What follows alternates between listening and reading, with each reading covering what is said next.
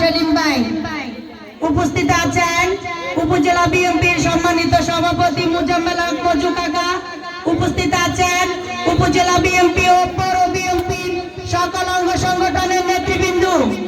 সবাইকে উপস্থিত আছেন 10 নং বাট্টা ইউনিয়নের বিএনপির ভক্ত মা বোনেরা।